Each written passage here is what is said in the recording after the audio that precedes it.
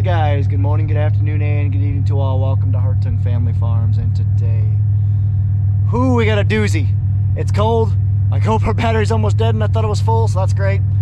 But summer is gone, or even fall is gone, honestly, because it's 37 degrees for a high. We got a 1/4 inch of rain here. I think I'm gonna go check the rain gauge here in a bit. And we finished this field to the north, so we only have 80 acres to the north of that. So that semi's full, this grain cart's full, that semi over there is full, so let's go ahead and start dumping them. I'm gonna take that semi over there uptown though, up north.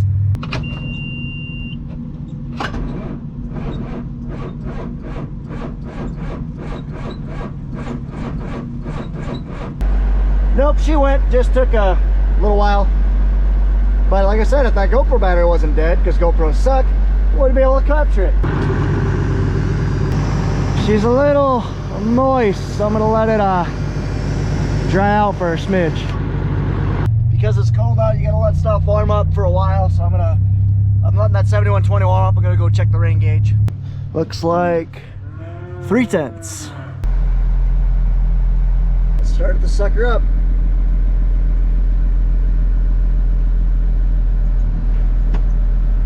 Whew! Tarp's opened up. She was a little moist, that's for sure. Let's go ahead and start the 80/50 up. Definitely gonna be a grid heater this morning. So the grid heater, I believe, just warms the air intake to kind of help the engine start up, especially in colder temperatures.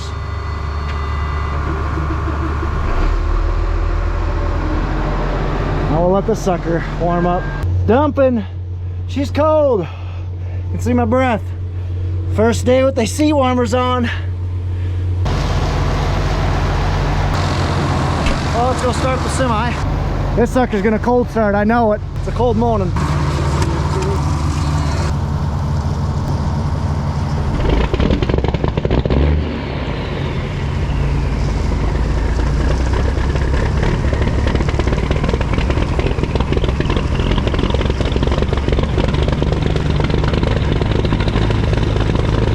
She already starts cold, always. Everything's so foggy in here because it's so cold. I have no idea what's going on here. They did this twice. The first time I thought I might have bumped it, but I don't think I did. The second time it definitely did this on its own. It opened up. I have no idea what the heck is up with that. Weird. Well, no harm, no foul. I spilled a little bit, but I'll get that picked up as best as I can. Well, I don't know what that was about, but maybe when the hydraulic and tractor are cold, I gotta keep the hydraulic pressurized on that dump auger on the grain cart. I don't know, but it did it twice and not good. But either way, I got the grain cart pretty much empty. That cleaned up for the most part. A little muddy, is what it is. So now we'll go ahead and back the semi up and dump the front half. Getting that auger cleaned out. No, maybe I just gotta have this pressurized early in the morning. I don't know, but either way, it got me twice, and I spilled a little bit of grain, and I'm almost about ready to run on my sunglasses. Better go get them. That would really make it put a sucky check mark on the day. Let's go take this grain cart over and start up the 99, which I'm gonna take that back to the farm. Good enough.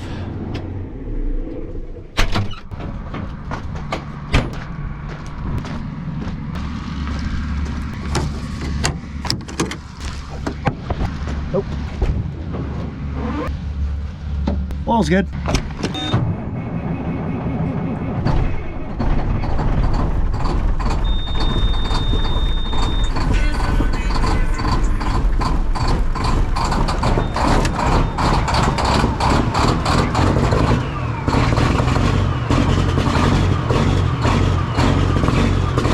We got this thing also cold starts epically.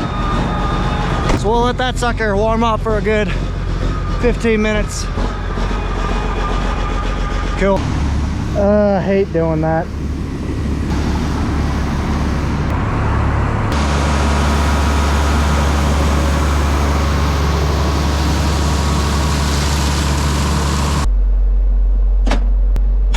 Let that tractor cool down for a bit because it was just running for the last hour. What do you guys do when it's freezing out with your tarps and it got rained on? Do you leave them all the way open? Do you leave them all the way shut to dry?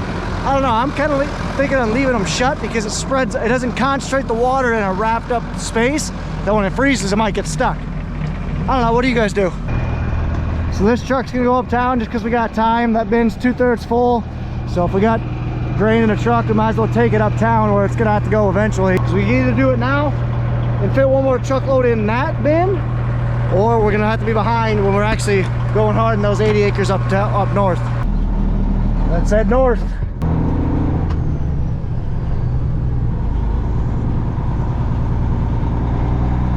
Tires all seemed good, so let's roll. Yes, this Jake rig is awesome. Dumping. Spilled a little bit. That's no fun. You know it's cold when the cats start huddling together next to the door. Sorry, cats. Hi, Grandma. On the back hopper. So we spilled a little bit because there's always a little bit of water that gets in the pit. So Curtis thought the pit was cleaned out.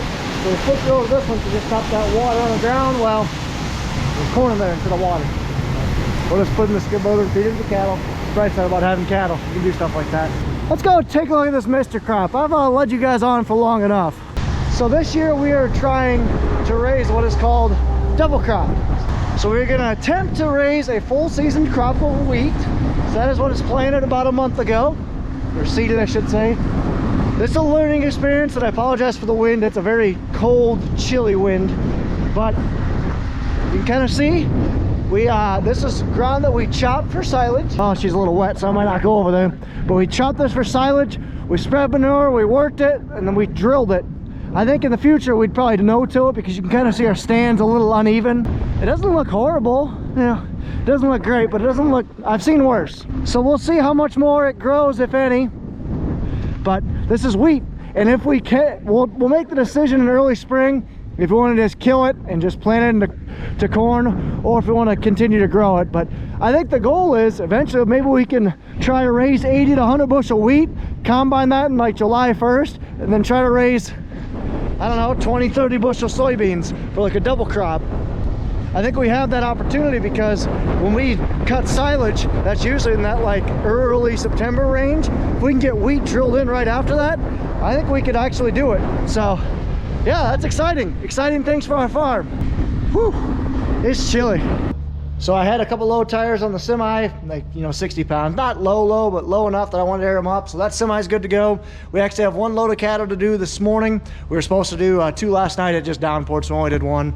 We're gonna go help with that and then hopefully set up an auger and start moving some dry corn. So I'm gonna take the 706 up there. We need this tractor because we basically raced as a fence post that it tends to lean. It's a little older, right where the cattle kind of accumulate before the trailer. So we'll take this thing up.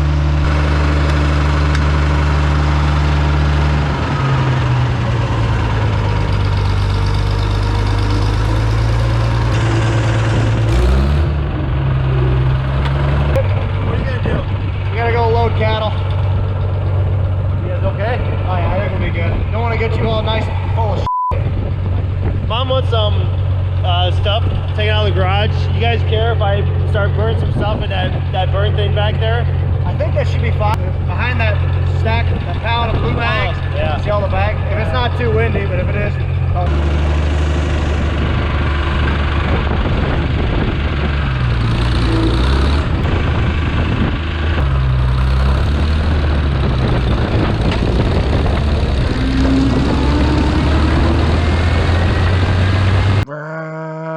tractor noises, gas engine, 1960s power.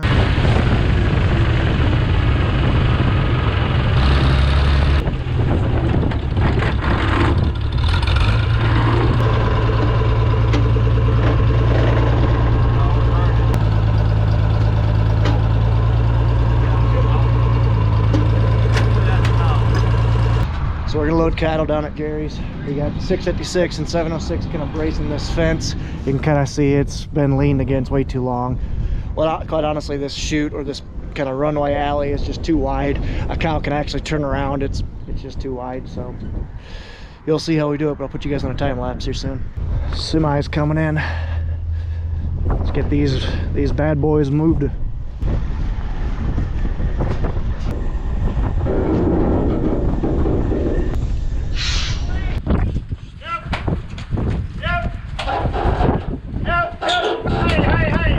We got 3 in there first. Now we're gonna fill the top row. Hey, hey, hey, hey, hey. Yep. You get the gist of it. I'm almost out of space on this one, so we'll go to the other one.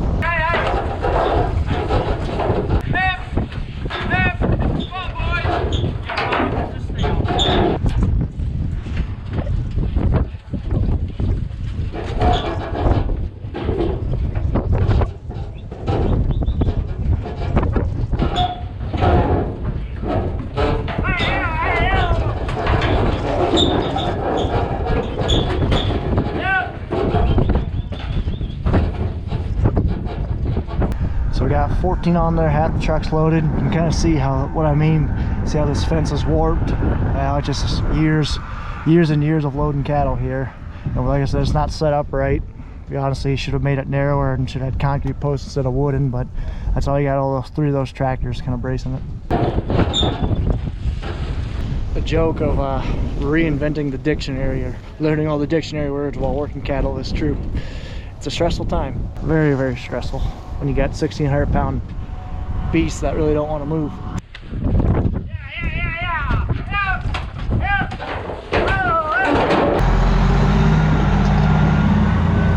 Bye-bye, moo-moos. 38, gone.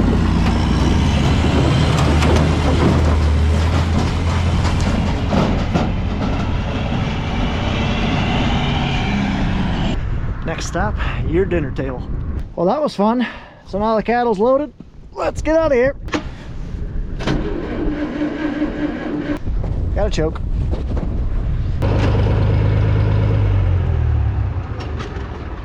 Don't know if we'll get to use this thing this fall. She's gonna get cold, and she's gonna get cold for the duration, at least for a couple weeks, and that might freeze the ground up. Time will tell. These guys are all huddled. Just had an amazing lunch from Grandma. So now we're gonna go ahead and hook these 2 feed carts up to 2 pickups. They're gonna haul them down loaded to go feed those cows down at Long's. Ooh, she's sloppy. Bunch of goobs. Curtis and I are also gonna move this auger over to here and pull out of the east bin. We haven't pulled out of the center of that one yet.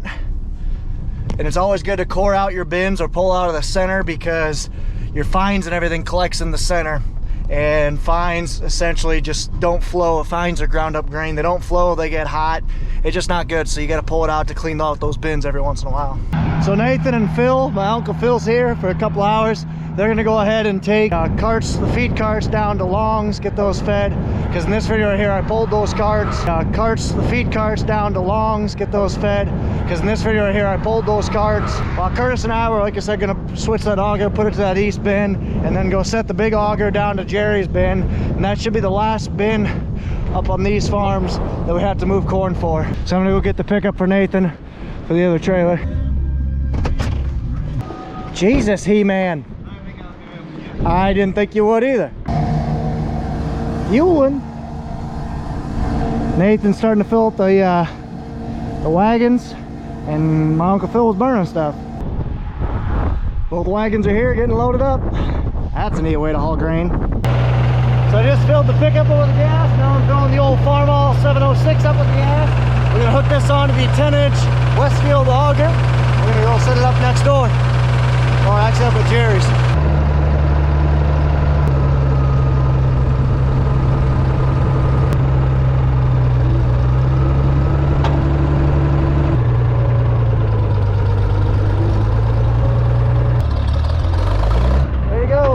Swing this auger from that side to that side. You'll see why, just guys, that side would be in the fence. Now I'm going to take this auger down to Jerry's. Getting her ready. Well, that was fun. Got her squeezed in there, and that's why we have this narrow nose. Get it as far over as possible. I think this is the first time Pat has ever not set this auger. Curtis and I did it. Go, we'll start moving some corn. Filling her up. That'll work. You gonna head out with the 4-wheeler and those wrenches? Okay, sounds good. Let's go move some corn. How's it going? It's gonna take a while. It's probably gonna take 2 full days. afraid of somebody doing this, but we'll see. Curtis is up there bungee cording that auger so it doesn't sway, keep it right in the center. And I'm gonna do this for the rest of the night until I get to me some Gino's pizza.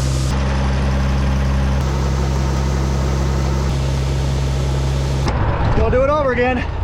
Load one down, 34 more to go.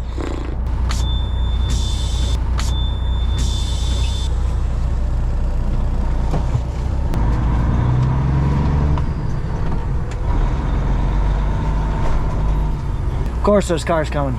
Ugh. Just listen to the 1960s power, gasoline power. So I'm on my second load. I pulled this one out of the auger so there's a lot more fines. You can see all the dust and all the fines sitting right there. This is gonna be a second load. Like I said, this is like a 36,000 bushel bin here. So it's gonna take quite a bit of corn. Another one down, let's go. We'll get loaded up one more time, at least, maybe two. Hopefully there's no one coming. I always hit this corner because I'm literally turning 180. Oh, we're good this time. Yeah, we changed our mind. Shocker. And we're gonna be pulling out of the side draw now, just because there is a lot of fines out of that auger. So we're just gonna pull out of the side draw because we want to cover the floor of that bin with good corn. If you cover it with fines, there's a chance that your sumps, which is where the actual grain goes through the floor into a cross auger that takes it out of the bin, those could get plugged if there's not enough, if there's not good corn on there. Fines tend to plug stuff, so that's why we're doing that. And the side draw's got mainly good corn because if you think about it, if a bin's the size, the bin's like my hand, I need somewhere to hold, put this camera. If the bin's like my hand, if you're pulling out of the center, it kind of evenly pulls it out. That's where your fines are at in the center. But if you pull out the side, it's gonna pull it out like this. So it's gonna get mainly good corn and a little bit of fines. Make sense? Clear as mud. In case you guys didn't know, it is a little bit moist around here. That wheat could look better, not gonna lie. So Pat's up there kind of draining the manure, and then they're gonna hook it onto the hopper, and they got some different parts to fix that tarp so it actually works, which will be nice. Starting to sound like a DJ Khaled song. Another one. Ah, crap.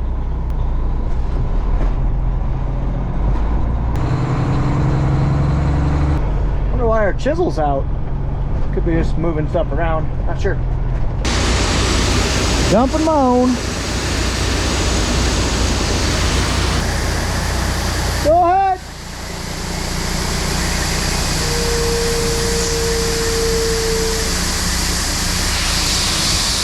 Good.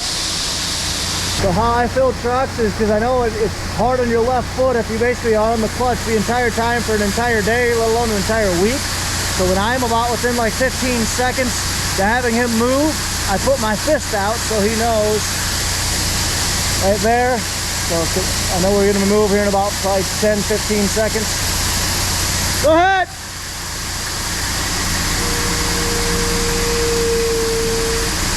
Good. And I basically, just like I said, just yell after that. Yell and point. Sounds like we have a brake dragging. I wonder if we have all the brakes are set. I don't know. Yeah, I might as well put you guys on for the rest of it. You can kind of see that we're getting a little bit more into the center of the bin because you kind of see more crap like cob and sticks, and it's a lot more dusty. Go ahead. Good. Yeah, I'm thinking his brakes are on.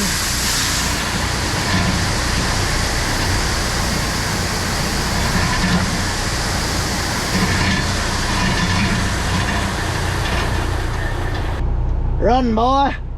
Must be restacking the shed because he's got both the trucks out and he had the chisel out.